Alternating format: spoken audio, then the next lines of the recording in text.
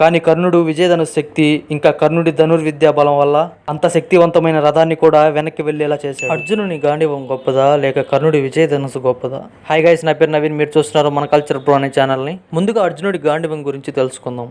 మనలో చాలా మందికి గాంధీవం గురించి తెలుసు. మహాభారతంలో అర్జునుడు ఏ యుద్ధ సమయంలోనైనా గాంధీవాన్ని ఉపయోగిస్తూ ఉంటాడు. గాంధీవాన్ని ముందు బ్రహ్మ తయారు చేశాడు, తర్వాత మహాశివుడి దగ్గరికి వెళ్తుంది. కొన్ని వందల సంవత్సరాలు ఈ ధనస్సు మహాశివుడి దగ్గరే ఉంటుంది. ఆ తర్వాత ఈ ధనస్సు ప్రజాపతి వద్దకు చేరుతుంది. తర్వాత శుక్రుడు నుండి సోమదేవుడి నుండి వరుణదేవుడు వద్దకు వెళ్తుంది. వరుణదేవుడి నుండి అర్జునుడు ఈ ధనస్సును పొందుతాడు. ఈ ధనస్సును ధరించడం వల్ల అర్జునుడికి గాంధీవధారి అని పేరు వచ్చింది. ఈ దివ్య ధనుస్సుతో పాటు వరుణదేవుడు అర్జునుడికి ఎంతో శక్తివంతమైన అశ్వాలతో కూడిన రథాన్ని బహుమానంగా ఇస్తాడు. ఈ గాంధీవాన్ని సాధారణ మనుషులు ఎవరూ కదిలించలేనంత శక్తివంతమైనది. ఒకసారి గాంధీవం నుండి బాణాలు సంధిస్తే ఎంతో భయంతో కూడిన శబ్దంతో బాణాలు దూసుకెళ్తాయి. ఆ శబ్దానికి శత్రువుల గుండెల్లో భయం పుట్టించి భయానికి గురవుతారు. అయితే అర్జునుడు చిన్న యుద్ధమైనా పెద్ద యుద్ధమైనా గాంధీవం లేకుండా యుద్ధం అసలు చేయడు. విజయధనుస్సు.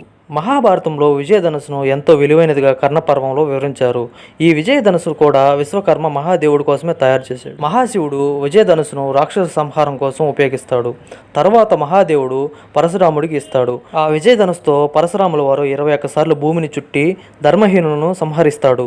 తర్వాత ఈ ధనస్సును కర్ణుడికి ఇస్తాడు. పరశురాముల వారు ఇచ్చిన ఈ ధనస్సును కర్ణుడు కురుక్షేత్ర యుద్ధంలో 17వ రోజు మాత్రమే ఉపయోగిస్తాడు. ఎప్పుడైతే కర్ణుడు విజయధనుస్సును చేపట్టి యుద్ధం చేస్తాడో అప్పుడు పాండవ సైన్యాన్ని ఎంతో నష్టం చేస్తాడు. వేలాది మంది సైనికులు బలవుతారు. విజయధనుస్సు గొప్పదని ఆధారం కూడా ఉంది. కల్కి మూవీలో అర్జునుడు కర్ణుడి రథం మీదకి గాంధీవంతో బాణాన్ని సంధిస్తే కర్ణుడి రథం 10 అడుగుల దూరం వెనక్కి వెళ్తుంది. తిరిగి కర్ణుడు అర్జునుడి మీదకు విజయధనుస్సుతో బాణాన్ని సంధిస్తే 2 అడుగులు వెనక్కి శ్రీకృష్ణ అర్జునుల రథం వెళ్తుంది.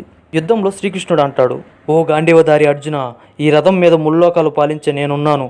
పైగా ఈ రథం అగ్నిదేవుడి వరం. జెండా పైన సూర్యుని సైతం మింగగల హనుమంతుడున్నాడు. ఇంత శక్తి ఉన్న ఈ రథం 2 అడుగులు వెనక్కి వెళ్ళిందంటే ఆలోచించు. కర్ణుడి రథం మీద ఏ దేవుడు ఏ శక్తులు లేవు. కానీ కర్ణుడు విజయధనుస్సు శక్తి ఇంకా కర్ణుడి ధనుర్విద్యా బలం వల్ల అంత శక్తివంతమైన రథాన్ని కూడా వెనక్కి వెళ్లేలా చేశాడు. యుద్ధం ముగిసిన తర్వాత శ్రీకృష్ణుడు కర్ణుడే శ్రేష్టమైన యోధుడని అర్జునుడితో చెప్తాడు. అర్జునుడు బాధలో ఉండగా విషయం చెప్పి తన అన్న అయిన కర్ణుడిని తలుచుకొని ఎంతో గర్వపడతాడు. అంతే గైస్, ఈ వీడియో మీకు ఎలా అనిపించిందో కామెంట్లో మెసేజ్ చేయండి.